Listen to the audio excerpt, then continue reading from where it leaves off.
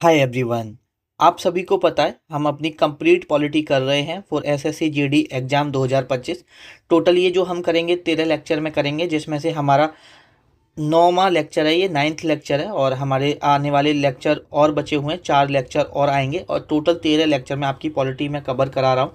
और देखो, आप लेक्चर सीक्वेंस में देखोगे, पहले 1, पहले 2, पहले 3, ऐसे देखोगे तभी आपको समझ में आएगा। तो अगर अभी तक आपने सीक्वेंस में पहले वाले लेक्चर्स नहीं देखे तो आपको सीक्वेंस में लेक्चर देखने पड़ेंगे और आपको पॉलिटी के अंदर ये 13 लेक्चर देख लेना। इसके अलावा कुछ भी करने की जरूरत नहीं पड़ेगी पॉलिटी के अंदर, इस चीज़ की मैं आपको इंश्योरिटी दे रहा हूँ। और ये जो हम पॉलिटी कर रहे हैं ये सिर्फ एसएससी जीडी के लिए यूजफुल नहीं है। आप कोई भी एसएससी एग्जाम की तैयारी कर रहे हो, रेलवे में एनटीपीसी या किसी भी एग्जाम की तैयारी कर रहे हो या कोई भी वनडे एग्जाम की तैयारी कर रहे हो, सभी के लिए उतना ही यूजफुल है। 99% आपके जो इन एग्जाम्स में सवाल फंसेंगे वो इन्हीं 13 लेक्चर से फंसेंगे। और जीडी के अंदर तो जो 100% सवाल फंसेंगे आपके, वो इन्हीं 13 लेक्चर से फंसेंगे। तो चलिए विदाउट एनी फर्दर डिले हम अपना 9th लेक्चर शुरू कर लेते हैं। तो देखो, लास्ट लेक्चर में हम पार्लियामेंट पढ़ रहे थे। ठीक है, तो पार्लियामेंट हम राज्यसभा कर चुके थे, लोकसभा कर चुके थे। हमारे कुछ पार्लियामेंट टर्म्स हैं जो कि जहाँ से सवाल बनते हैं वो रह गया था। तो आज की वीडियो में हम जो अपना लेक्चर स्टार्ट करने वाले हैं वो सबसे पहले वो जो हमारा कल का पार्लियामेंट का रह गया है उसे कंप्लीट करेंगे, पार्लियामेंट टर्म्स करेंगे, उसके बाद आगे के क्वेश्चन हम देखेंगे। तो चलिए सबसे पहले हम पार्लियामेंट टर्म्स देख लेते हैं। देखो, एक टर्म यूज होता है क्वेश्चन आवर का। क्वेश्चन आवर आपसे पूछा जा सकता है, ये क्वेश्चन आवर क्या होता है। ठीक है, आपसे पूछा जा सकता है कि ये क्वेश्चन आवर क्या होता है। तो ये होता है जब आपका कोई भी सेशन हो रहा है पार्लियामेंट में, जब वो स्टार्ट होता है, जब आपकी दिन की शुरुआत होती है, तो जो सबसे दिन की शुरुआत का जो सबसे पहला घंटा होता है जहाँ पर बेसिकली क्वेश्चंस पूछे जाते हैं। ठीक है, जो आपका एक तरह से बोल सकते हो जो डे बिगन होता है उसको क्वेश्चन आवर बोलते हैं। तो आप इसे लिखना चाहो तो इस तरह से लिख सकते हो, द डेज बिजनेस के क्या होना है उस दिन, the day's business normally normally begins with question hour. ठीक है, और उसके बाद है हमारा बेसिकली इसमें क्या है कि जो मेंबर्स द्वारा क्वेश्चन पूछे जाते हैं और मंत्री हैं उनका आंसर करते हैं। तो ये यहाँ से हमारा दिन शुरुआत होता है। उसके बाद इसके बाद आता है आपका जीरो आवर। आपसे पूछा जा आप बहुत सारे लोगों को मतलब ये पूछ सकते हैं कि दिनों का शुरुआत का जो आवर होता है उसे क्या बोलते हैं। तो बहुत सारे लोगों को लगेगा जीरो है तो शायद यही शुरुआत में आता होगा, तो कंफ्यूज मत होना। ये जीरो आवर आपका क्वेश्चन आवर के बाद आता है। इतना आपको पता होना चाहिए। और जनरली ये दोपहर के टाइम से शुरू होता है और इसे लिख सकते हैं कि it follows the question hour. It follows the question hour, basically ये क्वेश्चन आवर के बाद शुरू होता है, ऐसे लिख सकते हो, ये क्वेश्चन आवर के बाद शुरू होता है। एंड इट जनरली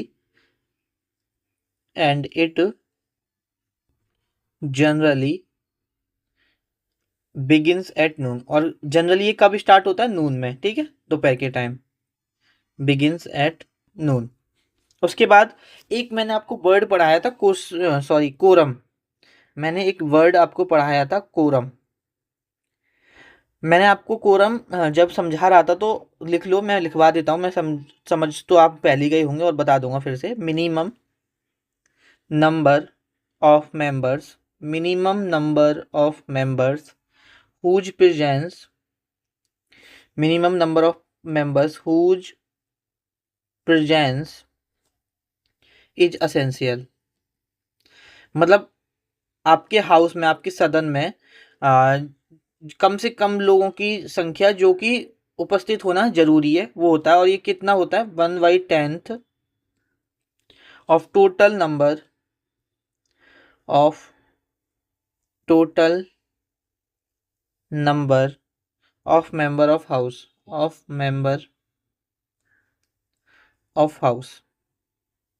ठीक है, यहाँ पर हिंदी वाले लिख लो, सदन की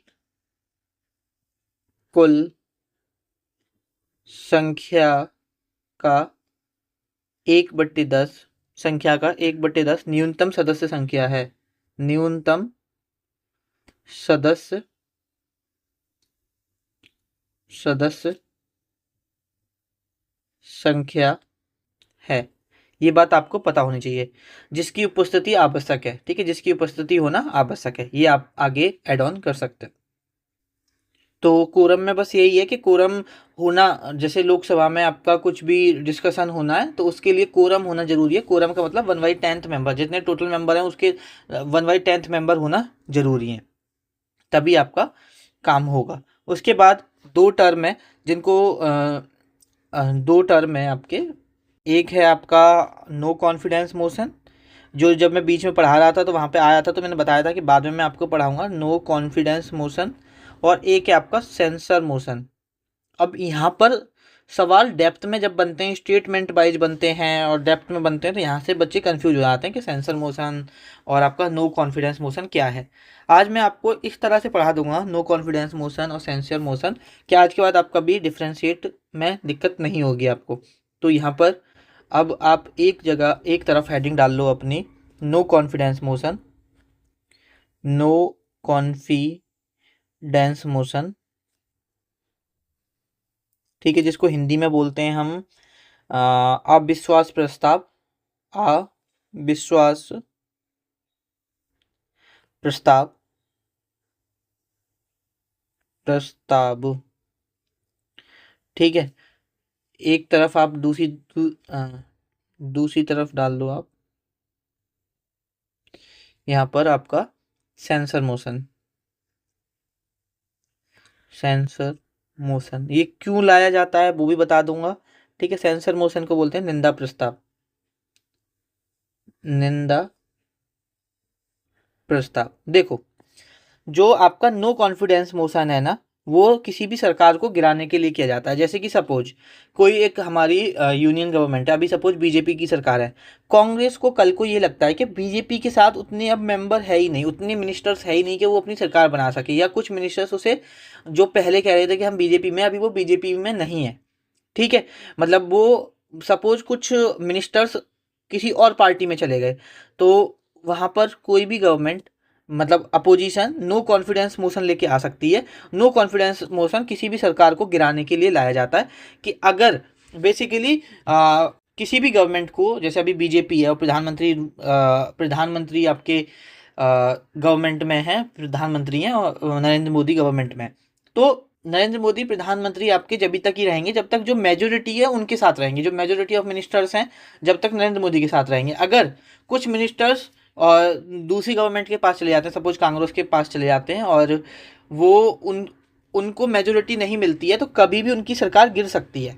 तो ये नो कॉन्फिडेंस मोशन अपोजिशन के द्वारा लाया जाता है, पार्टी जो उस वक्त सत्ता में है उस सरकार को गिराने के लिए। सेंस्योर मोशन कब लाया जाता है? सेंस्योर मोशन जो होता है आपका, जैसे गवर्नमेंट ने कोई पॉलिसी लेके आई, कोई लॉ बनाया, उसको निंदा करने के लिए सेंसर मोशन ले लाया जाता है। अब इतना तो आपको इन दोनों में फ़र्क समझ में आ गया होगा। अब कुछ चीज़ें हैं जो आपको समझनी है। सबसे पहला, इट जो नो कॉन्फिडेंस मोशन होता है, इसमें कोई भी रीजन देने की जरूरत नहीं होती पहले कि तुम ये मोशन क्यों लेके आ रहे हो। It need not state the reason for its adoption in Lok Sabha, in the Lok Sabha. Basically सबसे जो पहला डिफरेंस है, अगर आप नो कॉन्फिडेंस मोशन ला रहे हो, अविश्वास पर प्रस्ताव लेके आ रहे हो, तो आपको लोकसभा में रीजन देने की जरूरत नहीं है कि आप क्यों लेके आ रहे हो। आप लेके आ सकते हो नो कॉन्फिडेंस मोशन। उसके बाद अगर तुम सेंसर मोशन ला रहे हो, किसी की निंदा कर रहे हो, तो भाई निंदा कर रहे हो तो आपके पास रीजन होना चाहिए कि अगर तुम सेंसर मोशन लेके आ रहे हो तो क्यों निंदा कर रहे हो, रीजन देना चाहिए। तो इसमें होता है आपका should state it should state the reason it should state the region it should state the reason for its adoption in the Lok Sabha। इसमें क्या है, आपको रीजन देना पड़ेगा कि आप क्यों लेके आ रहे हो, ठीक है। तो आप हिंदी वाले लिख लो,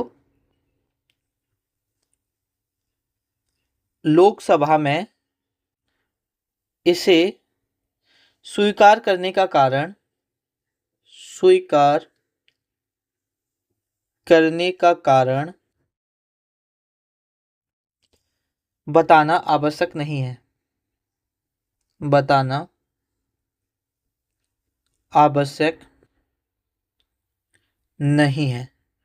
वहीं पर हमारा इसमें कारण बताना आवश्यक है। ठीक है, लोकसभा लोकसभा में इसे स्वीकारने इसे स्वी स्वीकार स्वीकारने का कारण बताना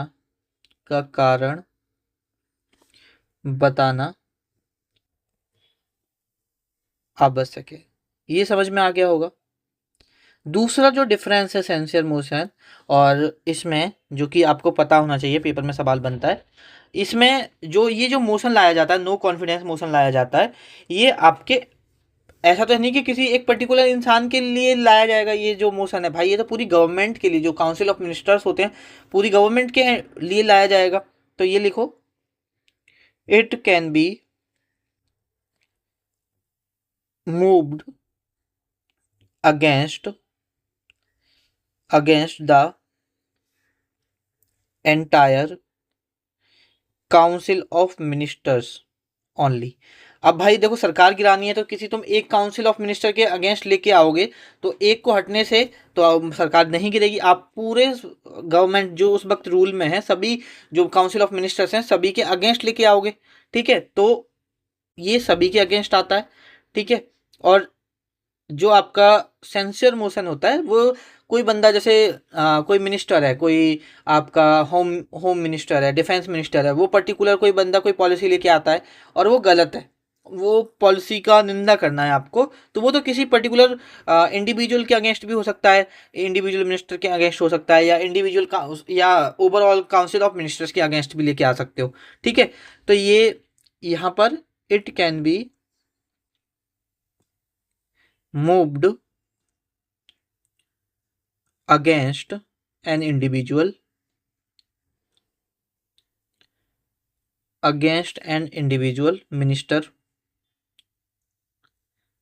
minister और entire council of minister और entire council of minister। ठीक है, ये बात आपको पता होनी चाहिए। देखो, फिर आ नहीं पाएगा अगर मैं हिंदी और इंग्लिश दोनों में लिखूंगा, तो मैं हिंदी में बोल देता हूँ। ठीक है, मैं सोच रहा हूँ इसी पे करा देते हैं। 4 पॉइंट हैं जो आपको पता होना चाहिए। हिंदी मीडियम वाले लिखो, इधर इस वाले सेक्शन में लिखो, ये सिर्फ पूरे मंत्रिपरिषद के विरुद्ध ही लाया जा सकता है। यह सिर्फ पूरे मंत्रिपरिषद के विरुद्ध ही लाया जा सकता है। और ये इधर लिखो, ये किसी एक मंत्री या मंत्रियों के समूह या पूरे मंत्रिपरिषद के विरुद्ध लाया जा सकता है। ठीक है, यह है किसी एक मंत्री या मंत्रियों के समूह या पूरे मंत्रिपरिषद के विरुद्ध लाया जा सकता है, और ये सिर्फ जो पूरा मंत्रिपरिषद होगा उसके अगेंस्ट ही लाया जा सकता है। ठीक है, इतना समझ में आया। उसके बाद हमारा जो तीसरा पॉइंट है हमारा यहाँ पर, जो हमें डिफरेंस पता होना चाहिए, वो लिखो यहाँ पर, it is moved for ascertaining the confidence of Lok Sabha, the confidence Lok Sabha in the Council of Ministers, Council of Ministers। Basically यहाँ पर ये जो है, ये क्यों लाया जाता है कि जो आपके लोकसभा के मंत्रिपरिषद है, जो मंत्रिपरिषद है लोकसभा का, उसका विश्वास निर्धारित करने के लिए लाया जाता है। ठीक है, जो मैं आपको ऑलरेडी बता चुका हूँ। और यहाँ पर अगर हमारा ये तीसरा पॉइंट की बात करें तो ये यहाँ पर है, it is moved for censoring the Council of Ministers for specific policy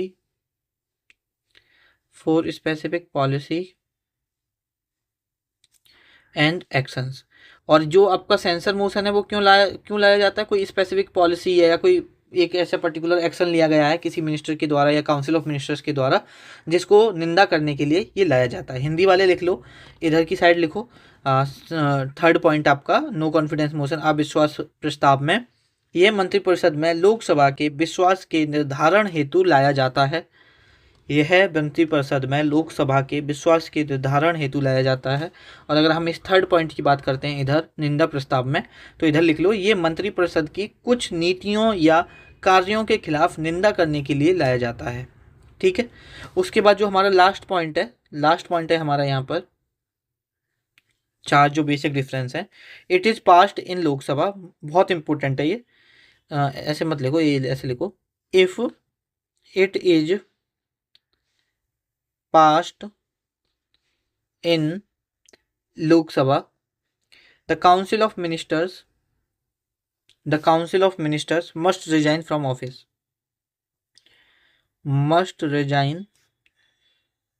office, basically अगर ये अपना लोकसभा में पास हो जाता है नो कॉन्फिडेंस मोशन, तो देखो नो कॉन्फिडेंस मोशन पास हो गया मतलब कि सरकार विश्वास नहीं दिखा पाई, उसके पास उतने मिनिस्टर ही नहीं है कि वो मेजोरिटी में रह पाए, तो बेसिकली सभी मिनिस्टर्स को फिर रिजाइन करना पड़ेगा और सरकार गिर जाएगी। ठीक है, लेकिन इधर ऐसा नहीं होता। If it is passed the council of ministers, कोई एक पर्टिकुलर मिनिस्टर या ministers need not to resign from office.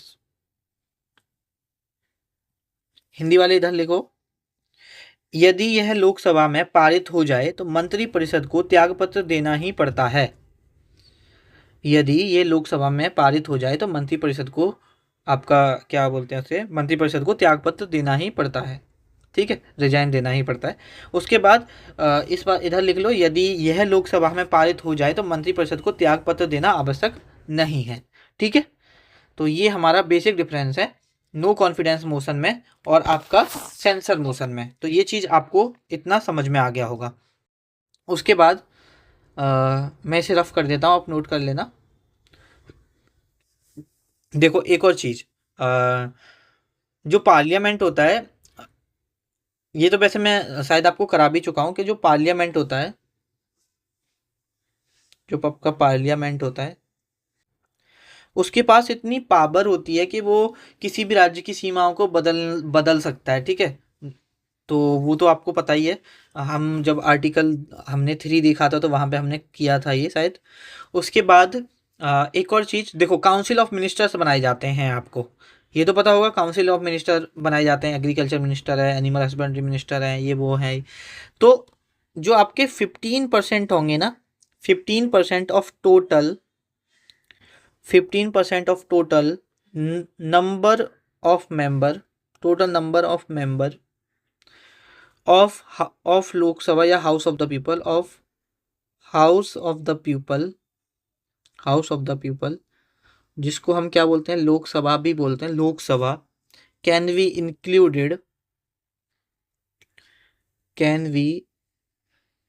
Included in the council of ministers, in the council of ministers of the union. Hindi में लिखो इसे, संघ की मंत्रिपरिषद में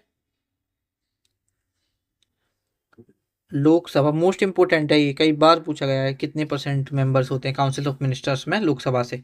ठीक है, तो संघ की मंत्रिपरिषद में लोकसभा की कुल सदस्य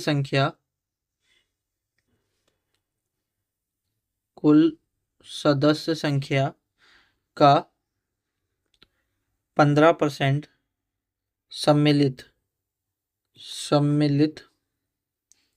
किया जा सकता है,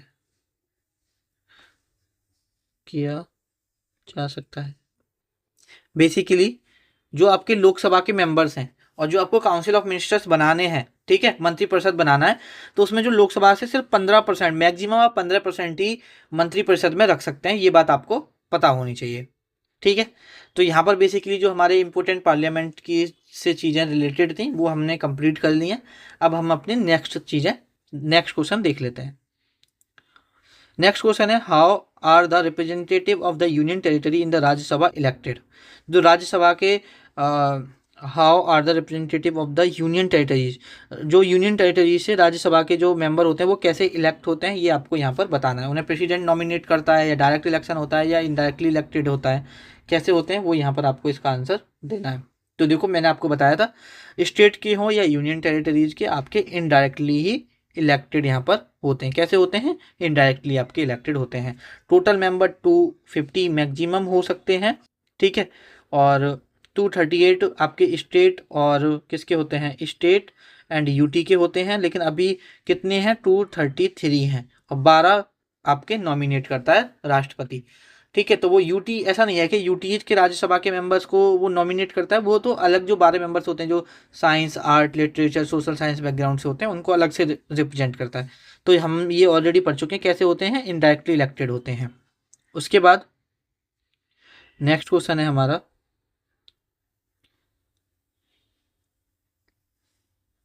what is the maximum strength of the Rajya Sabha and how many members are nominated by the Rajya Sabha.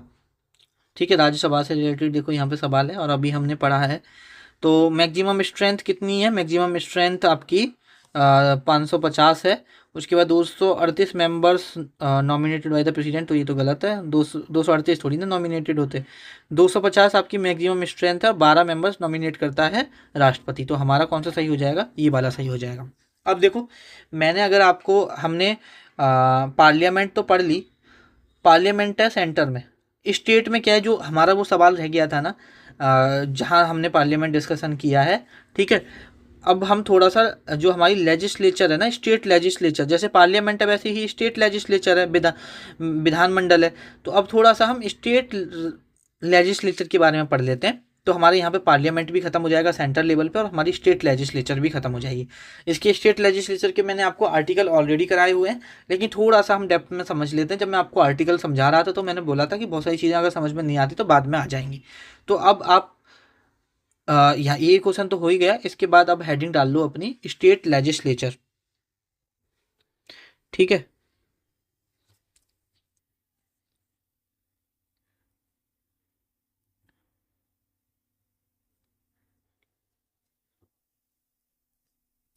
और देखो यहाँ पर स्टेट लेजिस्लेचर को हिंदी में बोलते हैं राज्य विधान मंडल, विधानसभा लिख लो, ठीक है, राज्य विधानसभा, राज्य विधान मंडल वो लिखो, राज्य विधान मंडल, ठीक है। अब देखो इसके आर्टिकल तो हम सारे देख चुके हैं, ठीक है। ये जो आर्टिकल है आपका, ये जो हम स्टेट्स के अंदर पढ़ते हैं पार्ट 6 में, ठीक है, 168 से जो 212 हमारे आर्टिकल हैं वहाँ पे हम पढ़ते हैं इसके बारे में। लेकिन अब हम यहाँ क्या देखेंगे, देखो मैं आपको पहले कुछ चीज़ें बताता हूँ। जैसे यूनियन गवर्नमेंट में, सेंट्रल गवर्नमेंट में, जो हमारी पूरे देश की गवर्नमेंट होती है, सेंट्रल गवर्नमेंट होती है, केंद्र सरकार जो होती है हमारी, केंद्र सरकार में जैसे प्रेसिडेंट होता है, वैसे ही स्टेट गवर्नमेंट में, राज्य सरकार में, राज्य सरकार में कौन होता है? आपका गवर्नर होता है, ठीक है। और आपका, जैसे आपका यूनियन गवर्नमेंट में जो पार्लियामेंट होती है आपकी,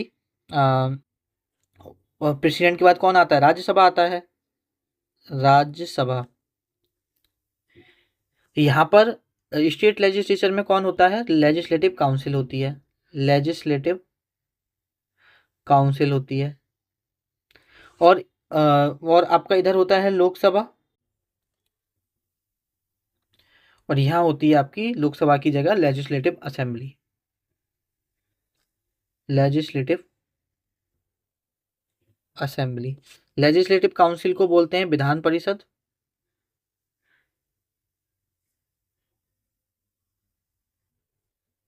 और लेजिस्लेटिव असेंबली को बोलते हैं विधान सभा,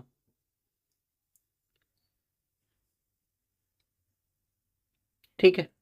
अब देखो यहाँ पर जो लोकसभा और राज्यसभा के मेंबर होते हैं, आपके जो चुनते हैं, जो इलेक्शन देते हैं, वो किसके, आप कहते हैं ना एमपी, किसको वोट डालने, किसको चुनने जा रहे हैं? एमपी को। एक होता है मेंबर ऑफ पार्लियामेंट। तो मतलब जब अगर भारत का प्रधानमंत्री चुना जा रहा है, तो भारत का जो प्रधानमंत्री चुना जा रहा है ना, सॉरी, जो भारत का प्रधानमंत्री चुना जा रहा है वो उसके लिए किसके वोट पड़ते हैं, एमपी के वोट पड़ते हैं, मेंबर ऑफ पार्लियामेंट के। लेकिन अगर आपके आपके राज्य का कोई सीएम चुना जाएगा तो किसके वोट पड़ेंगे, एमएलए के, एमएलए के। और इधर जो लेजिस्लेटिव काउंसिल एमएलसी के, एमएलए और एमएलसी के वोट होते हैं, ठीक है। और एमएलए का फुल फॉर्म होता है member of legislative assembly, member of legislative assembly, legislative assembly. और ये होता है member of legislative council, member of legislative council, member of legislative council. Hindi medium वाले लिख लो विधान परिषद का सदस्य, और यहाँ पर बोल लिख लो विधानसभा का सदस्य, ठीक है इसका। तो ये समझ में आ गया कि अगर एमपी के चुनाव हो रहे हैं तो मतलब एमपी चुन के जाएंगे और वो एक क्या, प्रधानमंत्री के वोट पड़ रहे हैं। अगर सीएम के वोट पड़ रहे हैं तो आप किसको वोट देते हैं, एमएलए को। आप डायरेक्ट सीएम को वोट नहीं देते, आप अपना सीएम नहीं चुन रहे होते, आप एमएलए चुन रहे होते हैं और वो एमएलए मिलके सीएम चुन रहे होते हैं। वैसे ही अगर प्रधानमंत्री के वोट होते हैं तो आप प्रधानमंत्री डायरेक्ट नरेंद्र मोदी को वोट नहीं देते या डायरेक्ट राहुल गांधी को वोट नहीं देते, आप एमपी को वोट देते हो और वो एमपी मिलके एक अपना प्रधानमंत्री चुनते हैं, ठीक है। समझ में आई इतनी बात आपको। अब देखो हम सबसे पहले पढ़ते हैं, देखो जैसे ये अपर हाउस होता है, ये लोअर हाउस होता है, ऐसे यहाँ पर लेजिस्लेटिव काउंसिल अपर हाउस होता है, लेजिस्लेटिव असेंबली लोअर हाउस होता है। तो सबसे पहले हम बात किसके बारे में पढ़ेंगे, हम विधान लेजिस्लेटिव काउंसिल के बारे में पढ़ेंगे। तो अब मैं इसे थोड़ा सा रफ कर देता हूँ जिससे कि मुझे थोड़ा स्पेस मिले। तो अब आप यहाँ पर हेडिंग डालो लेजिस्लेटिव काउंसिल। जो चीज़ें वहाँ समझ में नहीं आई हैं जब हम आर्टिकल में पढ़ रहे थे वो सारी चीज़ें आपको यहाँ कवर हो जाएंगी। लेजिस्लेटिव काउंसिल, अब देखो इनके आर्टिकल फार्टिकल हम पहले पढ़ चुके हैं तो हमें पढ़ने की जरूरत नहीं है। लेजिस्लेटिव काउंसिल जिसको हम क्या बोलते हैं, विधान परिषद, विधान परिषद, ठीक है। ये जो लेजिस्लेटिव काउंसिल है ना, ये हर स्टेट में नहीं है, ये सिर्फ 6 स्टेट्स में है। कितनी स्टेट्स में है, सिर्फ 6 स्टेट्स में है। वो कौन कौन सी है, एक मतलब कहने का मतलब देखो मैं अभी समझाता हूँ, अभी आपको समझ में आ जाएगा। भारत में टोटल 28 स्टेट्स हैं, तो 6 स्टेट ही ऐसे हैं जहां पर अगर सीएम चुना जा रहा है तो एमएलसी और एमएलए के वोट होते हैं, ठीक है। बाकी के जो आपके 22 स्टेट्स होते हैं अगर वहां सीएम चुना जाएगा तो वहां सिर्फ एमएलए के वोट होते हैं।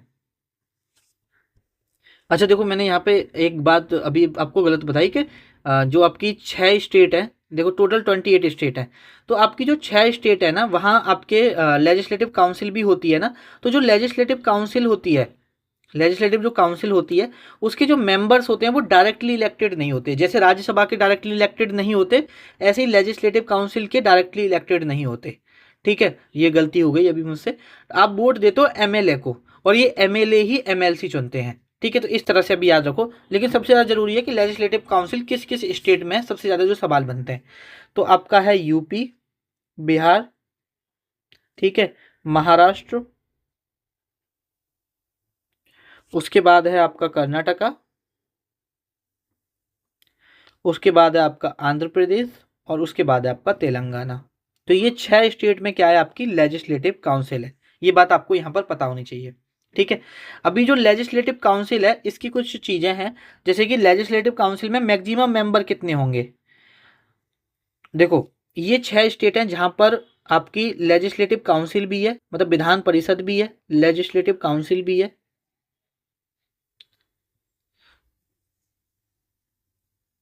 विधान परिषद भी है और आपका लेजिस्लेटिव असेंबली भी है, लेजिस्लेटिव असेंबली भी है, मतलब विधानसभा भी है। अब इसमें इसके अलावा जितनी भी बची हुई स्टेट्स हैं वहाँ पर ये काउंसिल नहीं है, वहाँ पर सिर्फ ये लेजिस्लेटिव असेंबली है। तो ये जो लेजिस्लेटिव असेंबली के जो मैक्सिमम मेंबर हैं, मैक्सिमम मेंबर कितने हो सकते हैं, जैसे राज्यसभा है हमारा, ये राज्यसभा का ही एक तरह से कह सकते हैं। जैसे राज्यसभा है सेंटर में, वैसे स्टेट में लेजिस्लेटिव काउंसिल है। तो राज्यसभा में तो मैक्सिमम नंबर इतना दे रखा है कि इतना हो सकता है, लेकिन इसमें कितना हो सकता है, तो इसमें बताया गया है कि 1/3 member, 1/3 1/3 member of legislative assembly, legislative assembly. मतलब कहने का ये है कि लेजिस्लेटिव असेंबली में जितने मेंबर हैं, सपोज लेजिस्लेटिव असेंबली में 300 लोग हैं, तो लेजिस्लेटिव काउंसिल की जो मैक्सिमम मेंबर हैं वो सिर्फ 100 ही हो सकते हैं। तो ये चीज़ आपको याद रखनी है, ठीक है। उसके बाद मिनिमम मेंबर कितने हो सकते हैं, मिनिमम कितने हो सकते हैं, तो मिनिमम 40 मेंबर हो सकते हैं। लेकिन कुछ स्टेट्स आपकी ऐसी हैं जहां पर 40 से भी कम है, ठीक है। आपकी जैसे कि, नहीं वो लेजिस्लेटिव काउंसिल में नहीं होते, लेजिस्लेटिव असेंबली में होते हैं, सॉरी, है ना। देखो जब लेक्चर रिकॉर्ड करते हैं तो थोड़ा बहुत हो ही जाता है। मिनिमम मेंबर आपके 40 मेंबर्स होते हैं और मैक्सिमम आपके 1/3 ऑफ द लेजिस्लेटिव असेंबली हो सकते हैं। ये बात आपको पता चली। अब इसमें एक चीज जो आपको थोड़ा सा अभी दिक्कत देगी वो मैं आपको बताता हूँ कि ये जो मेंबर्स हैं ये कैसे इलेक्टेड होते हैं। जो आपकी लेजिस्लेटिव काउंसिल होती है ना, ये समझ गए ना, तो आपकी लेजिस्लेटिव काउंसिल खत्म हो जाएगी, ये समझो। जो आपकी लेजिस्लेटिव काउंसिल होती है, विधान परिषद होती है, उसके मेंबर्स को कैसे इलेक्ट किया जाता है। देखो 1/3 जो मेंबर होते हैं वो एमएलए होते हैं, एमएलए चुनते हैं। जो आप जिनको, जैसे आप सीएम के लिए वोट दे रहे हो तो किसको वोट दे रहे हो आप, एमएलए को। एमएलए, और अगर आपकी स्टेट में आप सपोज यूपी बिहार महाराष्ट्र से यहाँ से हो तो आपकी स्टेट में लेजिस्लेटिव काउंसिल भी बनेगी, विधान परिषद भी बनेगी। तो 1/3 मेंबर जितने उसमें होंगे टोटल मेंबर लेजिस्लेटिव काउंसिल में, उसके 1/3 मेंबर कौन कौन चुनेगा, एमएलए चुनेंगे, ठीक है। उसके बाद अब वो एमएलए ही होंगे, ठीक है, 1/3 मेंबर एमएलए ही होंगे। 1/3 मेंबर जो होंगे आपके वो मेंबर ऑफ लोकल बॉडीज होते हैं, मेंबर ऑफ लोकल बॉडीज होते हैं, जैसे आपके म्यूनिसिपैलिटी वगैरह के मेंबर होते हैं, एक्सेट्रा, ठीक है। और 1/3 मेंबर को दो पार्ट में अगर मैं डिवाइड कर दूं, 1/3 में से भी 1/3 का आधा, 1/3 का, अगर 1/3 को अगर मैं दो पार्ट में डिवाइड करूंगा तो 1/6 में ये टूट जाएंगे, आधे आधे हो जाएंगे, ठीक है। तो 1/6 आपका गवर्नर नॉमिनेट करता है, गवर्नर नॉमिनेट करता है, नॉमिनेट करता है, ठीक है। गवर्नर गवर्नर 1/6 कौन करता है, राज्यपाल आपका नॉमिनेट करता है। और ये जो 1/6 मैंने किया, अगर मैं इनको भी आधे आधे पार्ट में डिवाइड कर दूं तो ये 1/12 और 1/12 हो जाएंगे। तो ये 1/12 जो होते हैं ये टीचर्स होते हैं, अध्यापक होते हैं, टीचर्स होते हैं, सेकेंडरी ग्रेजुएट लेवल के कॉलेज वगैरह के जो सरकारी टीचर होते हैं वो होते हैं। और 1/12 यहाँ पर आपके ग्रेजुएट होते हैं। तो ये लेजिस्लेटिव काउंसिल्स के मेंबर्स को इस तरह से सिलेक्ट किया जाता है। तो ये बात आपको पता होनी चाहिए। और देखो किसी भी स्टेट में लेजिस्लेटिव काउंसिल को आपका बनाया जा सकता है, अबॉलिश किया जा सकता है, ये मैंने बात बताई थी। तो अगर आपको लेजिस्लेटिव बनाना है या हटाना है उसके लिए क्या करना पड़ेगा, जो आपकी लेजिस्लेटिव असेंबली है, जिस भी स्टेट में आपको लेजिस्लेटिव काउंसिल क्रिएट करनी है या अबॉलिश करनी है, जो उस स्टेट की लेजिस्लेटिव असेंबली है वो एक रेजोल्यूशन पास करेगी। और जो रेजोल्यूशन पास होना चाहिए वो एब्सोल्यूट मेजोरिटी से होना चाहिए, जो रेजोल्यूशन पास होना चाहिए वो एब्सोल्यूट मेजोरिटी से आपका रेजोल्यूशन पास होना चाहिए, ठीक है। और ये पास करने के बाद यहाँ पर लेजिस्लेटिव असेंबली में, आपका लेजिस्लेटिव असेंबली में जो विधानसभा है स्टेट की वहाँ पे पास हो गया। अब ये पास होने के बाद सबसे पहले तो विधानसभा में ही जो उस स्टेट की विधानसभा में ही एब्सोल्यूट मेजोरिटी में पास होना चाहिए। उसके बाद ये जो पास होके कहाँ जाता है, पार्लियामेंट के पास जाता है। पार्लियामेंट अब डिसाइड करती है कि लेजिस्लेटिव काउंसिल बनेगी या नहीं बनेगी, ठीक है। तो ये है बनाने का, और यही प्रोसेस, सेम प्रोसेस है अगर उसे अबॉलिश करना है तो। अब यहाँ पर इसकी जो लेजिस्लेटिव काउंसिल की जो मेंबर्स हैं उनकी मिनिमम एज कितनी होनी चाहिए, तो इनकी मिनिमम जो एज है वो आपकी 30 होनी चाहिए। और वही है कि सिटीजन ऑफ इंडिया होने चाहिए, कोई भी लाभ के पद पर नहीं होना चाहिए। ये सारी चीज़ें आपको पता ही होंगी। तो यहाँ पर जितने भी हमारी लेजिस्लेटिव काउंसिल से रिलेटेड चीज़ें थी वो हमने पढ़ ली हैं। अब आप अपनी हेडिंग डालो legislative assembly, legislative assembly. Legislative assembly को हिंदी में बोलते हैं विधानसभा।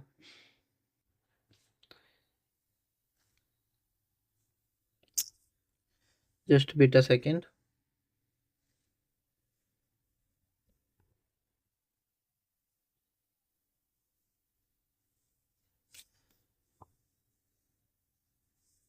आप यहाँ पर अपनी हेडिंग डालो लेजिस्लेटिव असेंबली, लेजिस्लेटिव असेंबली को हिंदी में बोलते हैं विधान सभा।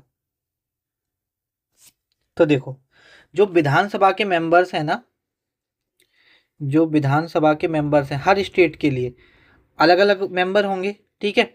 तो मैक्सिमम कोई भी स्टेट हो 500 से ज़्यादा नहीं होने चाहिए, ठीक है। 500 से ज़्यादा नहीं होने चाहिए, मैक्सिमम आपके 500 होने चाहिए, अधिकतम आपके 500 होने चाहिए, और न्यूनतम कम से कम आपके 60 होने चाहिए मिनिमम।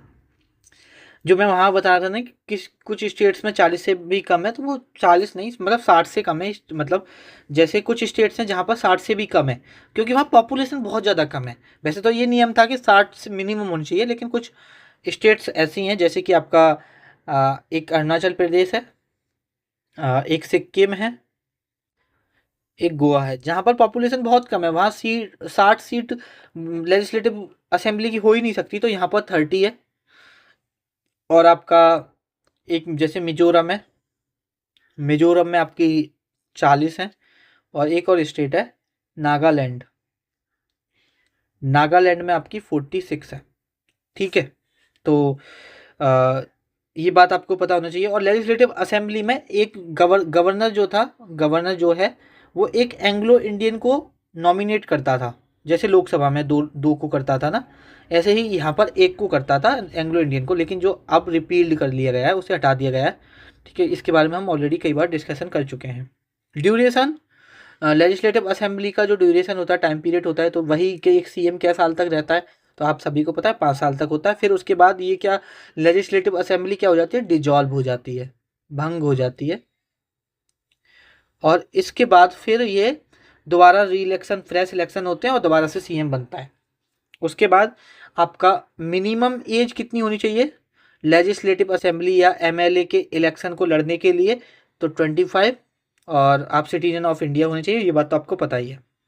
और देखो, अब कुछ बिल से रिलेटेड चीज़ें मैं आपको बताता हूँ जो कि इम्पोर्टेंट है। जैसे देखो, दो तरह के बिल होते हैं। एक बिल होता है हमारा ऑर्डिनरी बिल। एक बिल कौन सा होता है हमारा, ऑर्डिनरी बिल, जिसको हम हिंदी में बोलते हैं साधारण बिल, साधारण साधारण विधेयक, ठीक है। ये बिल क्या होता है, सपोज ये लेजिस्लेटिव असेंबली में आया। लेजिस्लेटिव मतलब असेंबली मतलब विधानसभा में आपका आया, और यहाँ से पास होके कहाँ जाएगा, यहाँ से पास होगा, और पास होके कहाँ जाएगा, आपका लेजिस्लेटिव काउंसिल में जाएगा, ठीक है। अब लेजिस्लेटिव काउंसिल से पास होके कहाँ जाता है, गवर्नर के पास जाता है, राज्यपाल के पास जाता है। और राज्यपाल अगर इस पर साइन कर देता है तो ये क्या बन जाता है, कानून बन जाता है, एक्ट बन जाता है। एक सिचुएशन तो ये हो गई। दूसरी सिचुएशन क्या है कि कोई बिल पास हुआ लेजिस्लेटिव असेंबली में, अब ये कहाँ जाएगा, लेजिस्लेटिव काउंसिल में जाएगा। अब लेजिस्लेटिव काउंसिल ने क्या करा, इस बिल को रिजेक्ट कर दिया, पास नहीं किया, तो वापस से ये लेजिस्लेटिव असेंबली में आएगा। अब लेजिस्लेटिव असेंबली या तो जैसे लेजिस्लेटिव काउंसिल इसे कहेगी कि भाई इसमें ये सुधार करो वरना हम पास नहीं करेंगे, लेजिस्लेटिव असेंबली के पास फिर वो बिल आ गया। अब लेजिस्लेटिव असेंबली के पास ऑप्शन है कि जो लेजिस्लेटिव काउंसिल ने बोला है वैसा कर भी सकती है, नहीं भी कर सकती। लेजिस्लेटिव काउंसिल की बात मान भी सकती है, नहीं मान सकती। यहाँ पर जितनी राज्यसभा के पास वहाँ सेंटर में पावर होती है, उतनी लेजिस्लेटिव काउंसिल के पास पावर नहीं होती। अगर लेजिस्लेटिव काउंसिल ने बिल रिजेक्ट करके वापस भेज दिया और बोला कि इसमें ये सुधार करो, और लेजिस्लेटिव असेंबली के पास या तो ये है कि वो सुधार कर दे, और सपोज सुधार नहीं करती और वापस भेजती है, तो लेजिस्लेटिव काउंसिल को फिर वो पास करना ही पड़ेगा, और लेजिस्लेटिव काउंसिल के पास इसमें और कोई चारा नहीं है, ठीक है। उसके बाद लेजिस्लेटिव असेंबली क्या करती है, उसे या तो अमेंडमेंट करेगी, उसमें संशोधन करेगी, या उसमें संशोधन नहीं करेगी, और ऐसे ही उसको भेज देगी। फिर लेजिस्लेटिव काउंसिल के पास 1 मंथ होता है इस बिल पर डिस्कशन करने का। लेकिन देखो, 1 मंथ का कोई मतलब नहीं बनता। अगर लेजिस्लेटिव काउंसिल ने एक बार भेजा और लेजिस्लेटिव असेंबली ने वो वापस भेज दिया, तो अब लेजिस्लेटिव काउंसिल रिजेक्ट करे, पास करे, कोई फर्क नहीं पड़ता। वो किसके पास चला जाएगा, वो राज्यपाल के पास चला जाएगा, और राज्यपाल अगर उस पर साइन कर देता है तो वो कानून बन जाएगा, एक्ट बन जाएगा। ये चीज़ आपको पता होनी चाहिए।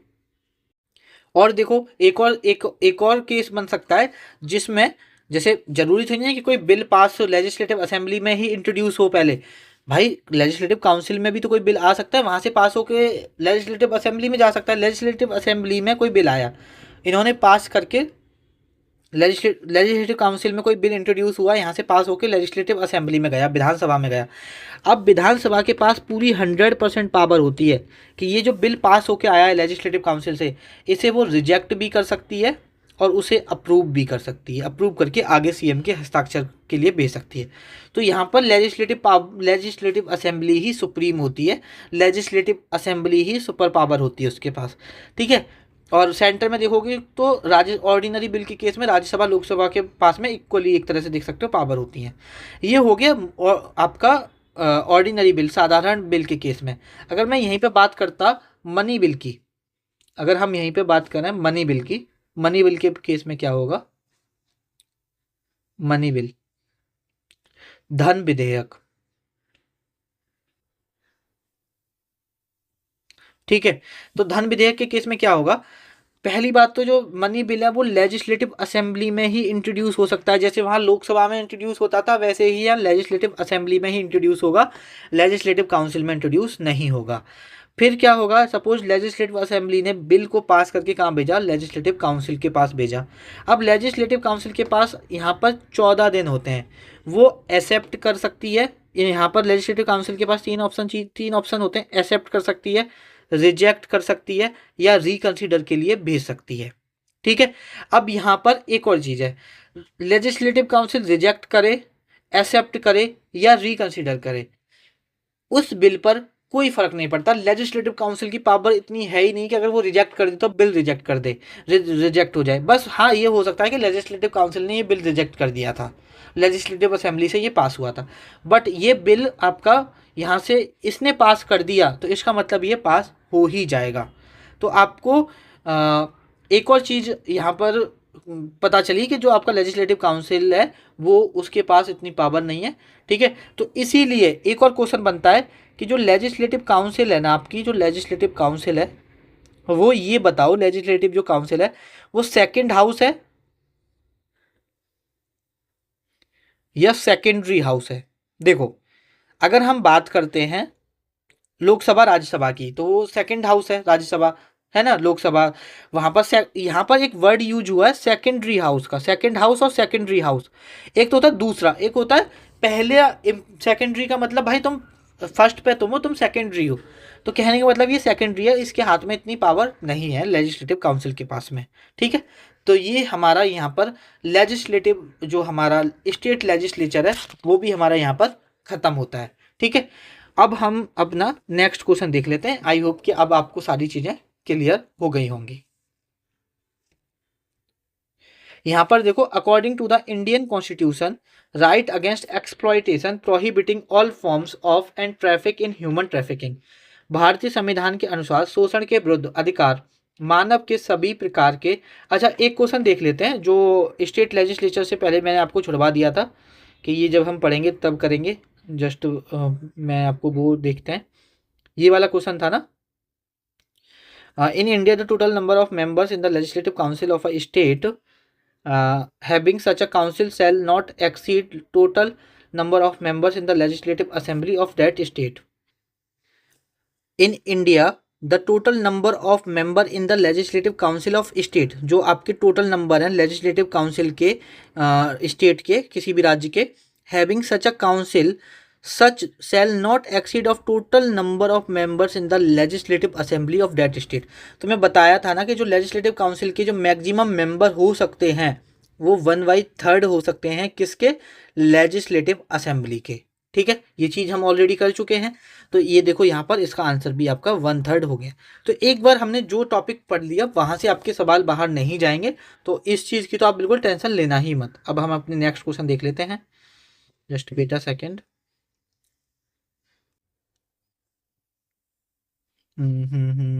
कौन सा था, ये कर चुके हैं 41 है ना, question number 41। According to the Indian constitution, right against exploitation prohibiting all forms of and traffic in human being. अब यहाँ पर बताना है क्या है? भारतीय संविधान के अनुसार शोषण के विरुद्ध अधिकार मानव के सभी प्रकार के व्यापार और तस्करी का रोक लगाता है। तो बताओ इसका आंसर यहाँ पर क्या होगा? ये सब चीजें कराई हुई हैं। किसको करता है? फोर्स्ड लेबर को। अब ऐसा तो है नहीं कि श्रम को, अब कोई श्रम को रोक लगाएगा या किसी काम को रोक लगाएगा या किसी सेवा को रोक लगाएगा। किसको लगाता है? जबरन श्रम नहीं करा सकते हो आप। और ये हमने पढ़ा हुआ है, ठीक है, जब हम फंडामेंटल राइट्स पढ़ रहे थे।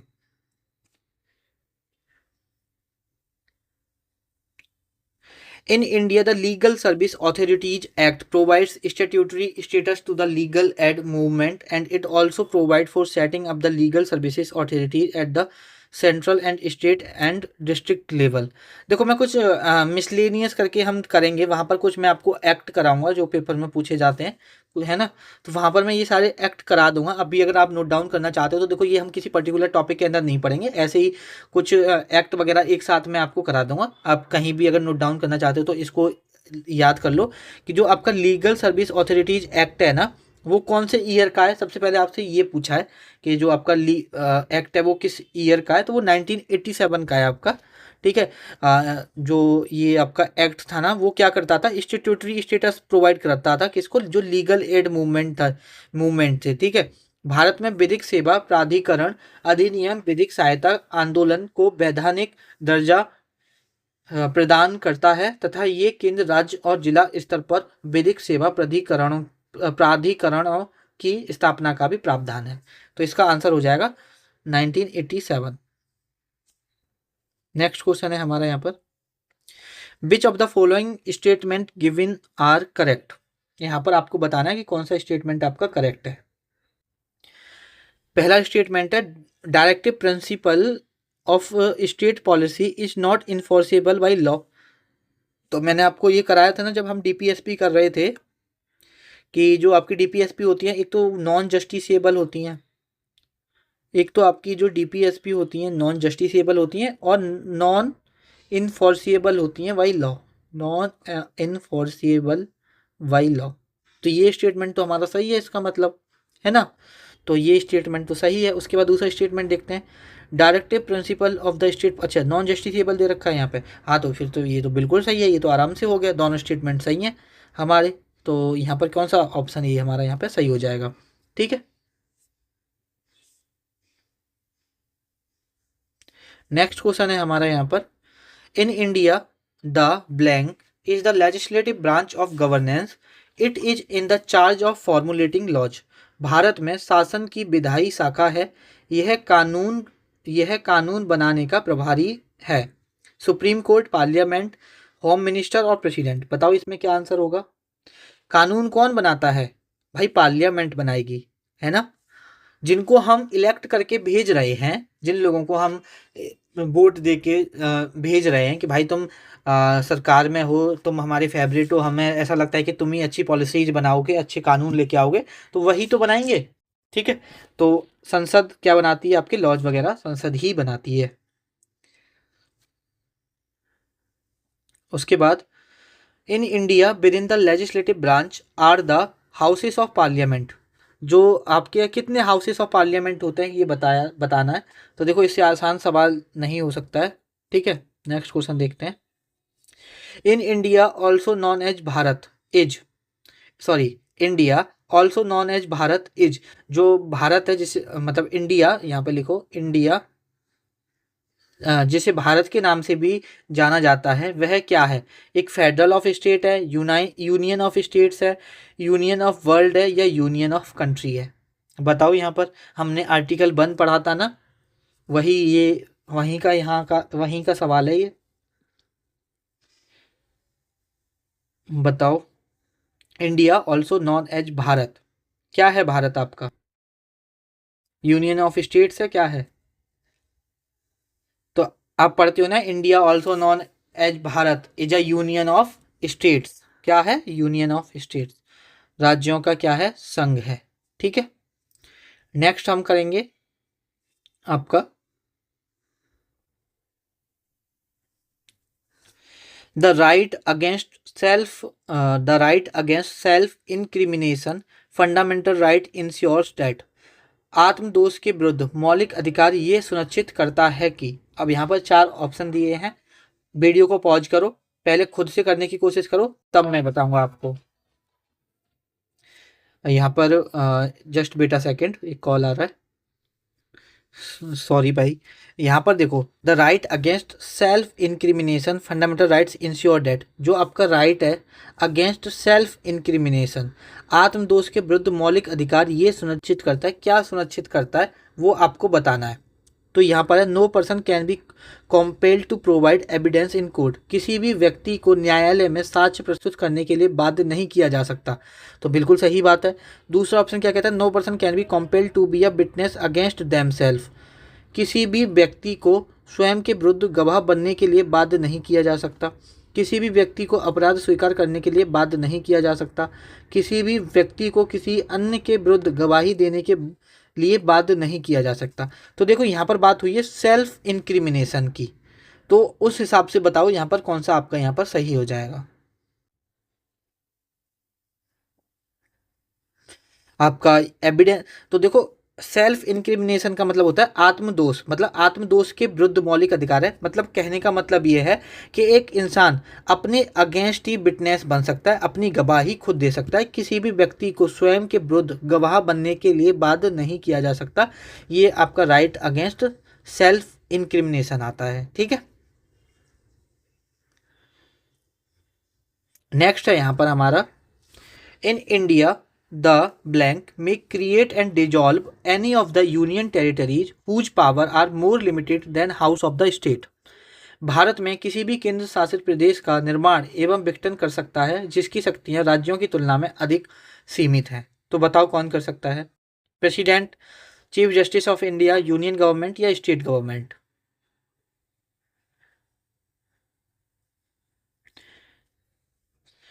तो ये है आपकी यूनियन गवर्नमेंट। यूनियन गवर्नमेंट क्या करती है, क्या कर सकती है, make create and dissolve any union territories whose powers are more limited than those of the states.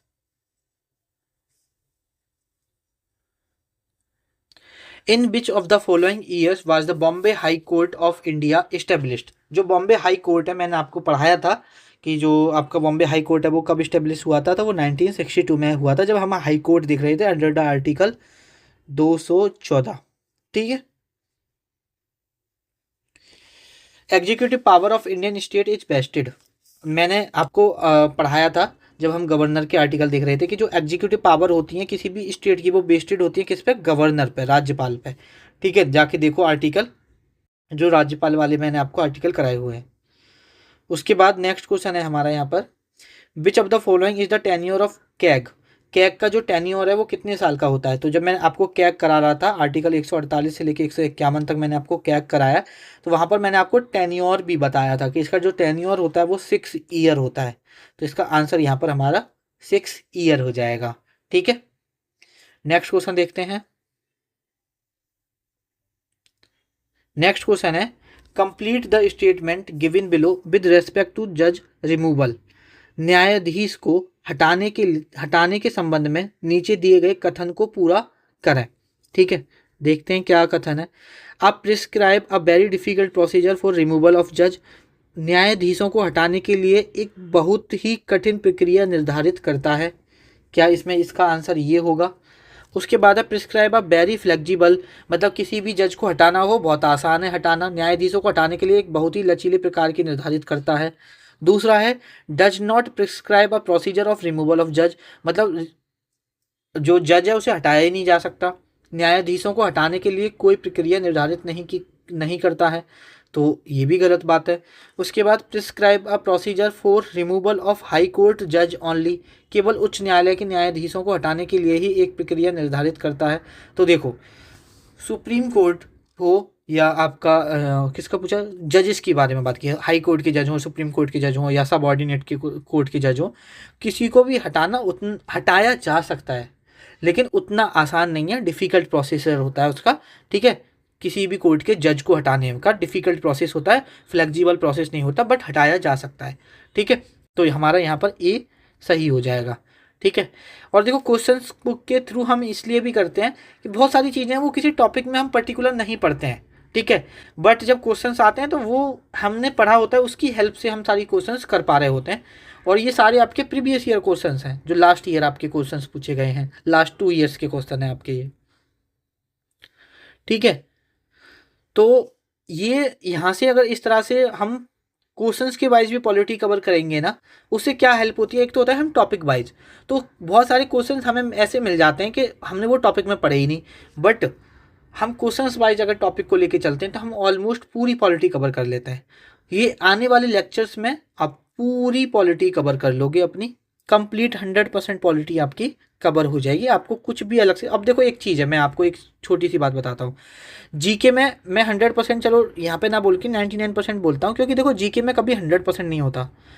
आप कितना भी पढ़ लो, कभी अगर देखो 99% है कि आपके सवाल यहीं से आएंगे, 1% ऐसा है कि बहुत अजीब व गरीब सवाल बन जाए, इररेलेवेंट सवाल बन जाए, वो बात अलग है। लेकिन जितने भी अगर हम प्रीवियस ईयर पेपर्स को देखें हैं, उनको एनालिसिस करें, तो ये सारी चीज़ें उस हिसाब से मैं आपको यहाँ पर कंप्लीट करा रहा हूँ। ठीक है, नेक्स्ट क्वेश्चन देख लेते हैं।